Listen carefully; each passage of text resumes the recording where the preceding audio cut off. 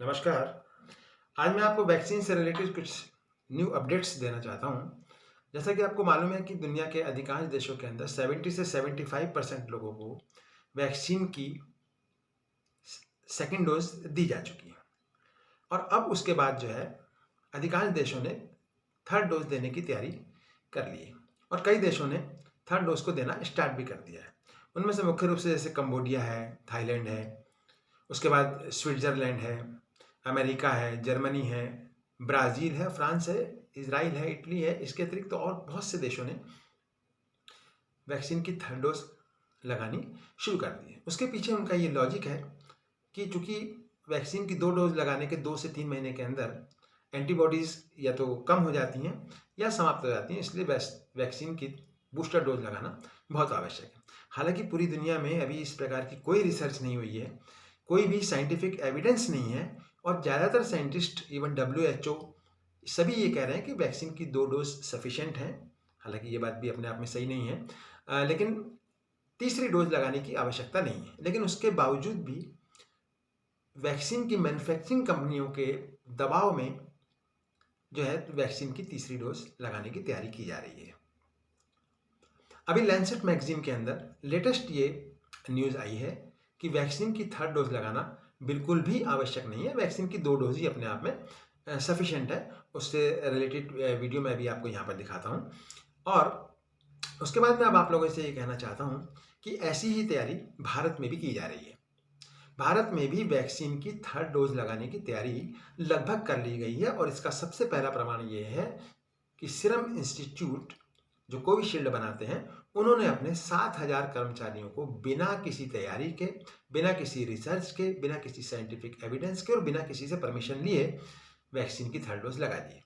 और साइरस पूनावाला ने भारत सरकार से ये अनुरोध किया है कि अब आप जो है भारत के नागरिकों को तीसरी डोज देने की तैयारी शुरू कर दीजिए। इसके अतिरिक्त उड़ीसा में अभी एक सर्वे हुआ जिसमें ये कहा जा रहा है कि वैक्सीन की 2 डोज देने के बाद 20% लोगों में तो एंटीबॉडीज डेवलप ही नहीं हुई और कुछ मंच के द्वारा ये प्रचारित करने की कोशिश की जा रही है कि वैक्सीन की 2 डोज लगाने के 2 से 3 महीने के बाद एंटीबॉडीज कम हो जाती हैं, इसलिए वैक्सीन की तीसरी डोज लगाना अति आवश्यक है। अब इस आधार पे वैक्सीन की तीसरी डोज यदि लगवाते हैं, यदि उसका कोई साइड इफेक्ट होता है या उसके कारण कोई एडवर्स इफेक्ट होता है, तो क्या इसकी रिस्पॉन्सिबिलिटी मैन्युफैक्चरिंग कंपनियां लेंगी या कोई सरकार लेगी? भारत में विशेष तौर से, विदेशों में तो इस प्रकार की व्यवस्था है, यदि किसी व्यक्ति को कोई मेजर साइड इफेक्ट या एडवर्स साइड इफेक्ट होता है तो उसके लिए उनको बाकायदा मुआवजा दिया जाता है। US और UK में तो 1,20,00,000 के आसपास मुआवजा दिया जाता है यदि किसी व्यक्ति की वैक्सीन लगाने के बाद कोई भी दुर्घटना यदि उसके साथ होती है तो उसके लिए वो कंपनसेशन के रूप में उनको ये अमाउंट देते हैं। लेकिन भारत में ऐसी कोई व्यवस्था नहीं है। अब मैं आपसे ये कहना चाहता हूँ कि भारत में ICMR के द्वारा जो सीरो सर्वे हुआ था उसमें ये कहा गया कि 70 से 80% लोग इम्यून हो चुके हैं, मतलब उनके शरीर में किसी न किसी प्रकार से वायरस गया, उन्हें पता भी नहीं चला, उनके अंदर इम्यूनिटी ने एंटीबॉडीज बनाई और वो सेफ हो गए। ऐसा ही एक सर्वे अभी महाराष्ट्र में मुंबई में किया गया, उसमें भी 75 से 80% लोगों के शरीर में एंटीबॉडीज बन चुकी हैं, वो इम्यून हो चुके हैं और अब दोबारा उनको कोरोना या कोविड से किसी भी प्रकार के डर की आवश्यकता नहीं है। और सबसे बड़ी बात, जिस विशेष पर्पस के लिए मैंने ये वीडियो आज बनाना चाहा, कि चंडीगढ़ में एक संस्था ने जो है एक सीरो सर्वे किया बच्चों के ऊपर, जिसमें ये पाया गया कि 70 से 75% बच्चों में इम्यूनिटी बन चुकी है, उसमें एंटीबॉडीज बन चुकी हैं, वो इम्यून हो चुके हैं और उसमें अब जो है किसी प्रकार से हमें डरने की आवश्यकता नहीं है। लेकिन हमारे देश में भी मैन्युफैक्चरिंग कंपनी जो है, वैक्सीन मैन्युफैक्चरिंग कंपनी, ये पूरी कोशिश कर रही हैं कि सभी लोगों को वैक्सीन की थर्ड डोज देने की तैयारी कर ली जाए। अब मैं आपके सामने ये कहना चाहता हूँ, आप खुद विचार करें, खुद सोचें कि यदि 2 डोज लगाने के बाद 2 से 3 महीने में यदि एंटीबॉडीज कम हो जाती हैं या समाप्त हो जाती हैं, उसके लिए तीसरी डोज की आवश्यकता होगी और उसके 2 से 3 महीने बाद यदि फिर से एंटीबॉडीज कम हो जाती हैं या आपकी इम्यूनिटी कम हो जाती है तो आपको चौथी डोज लगानी पड़ेगी। इस प्रकार ये सिलसिला लगभग चलता रहेगा और मुझे तो ऐसा लगता है कि ये वैक्सीन मैन्युफैक्चरिंग कंपनी ये चाहती हैं कि आप रोज़ एक वैक्सीन का इंजेक्शन ले लें, जिससे उनका काम चलता रहे, आप यदि सेफ हों या ना हों। इसलिए मेरा आप लोगों से अनुरोध है कि कोई भी डिसीजन लेने से पहले आप पूरी रिसर्च करें, पूरी स्टडी करें और उसके बाद ये डिसीजन लें कि हमें इस प्रकार लगातार वैक्सीन को अपने शरीर के अंदर डालना है या नहीं डालना है।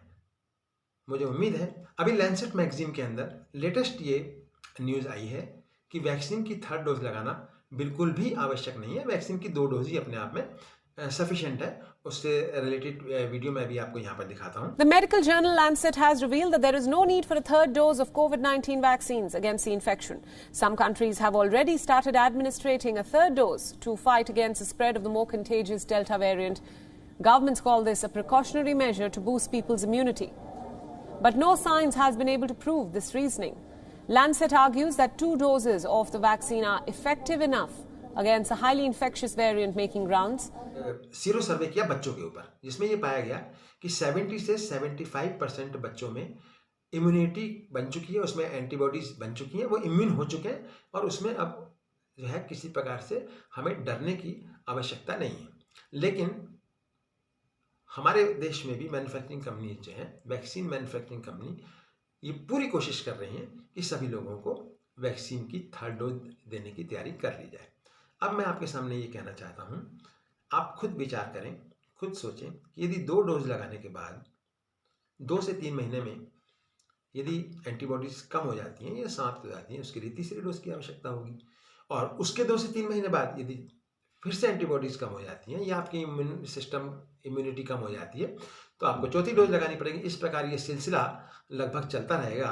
और मुझे तो ऐसा लगता है कि ये वैक्सीन मैन्युफैक्चरिंग कंपनी ये चाहती हैं कि आप रोज़ एक वैक्सीन का इंजेक्शन ले लें, जिससे उनका काम चलता रहे, आप यदि सेफ हों या ना हों। इसलिए मेरा आप लोगों से अनुरोध है कि कोई भी डिसीजन लेने से पहले आप पूरी रिसर्च करें, पूरी स्टडी करें और उसके बाद ये डिसीजन लें कि हमें इस प्रकार लगातार वैक्सीन को अपने शरीर के अंदर डालना है या नहीं डालना है। मुझे उम्मीद है कि वीडियो आपको पसंद आया होगा। यदि अच्छा लगा तो आप इसे लाइक करें, सब्सक्राइब करें और यदि कुछ कहना चाहते हैं तो कमेंट सेक्शन में अपनी बात को कह सकते हैं। धन्यवाद, नमस्कार।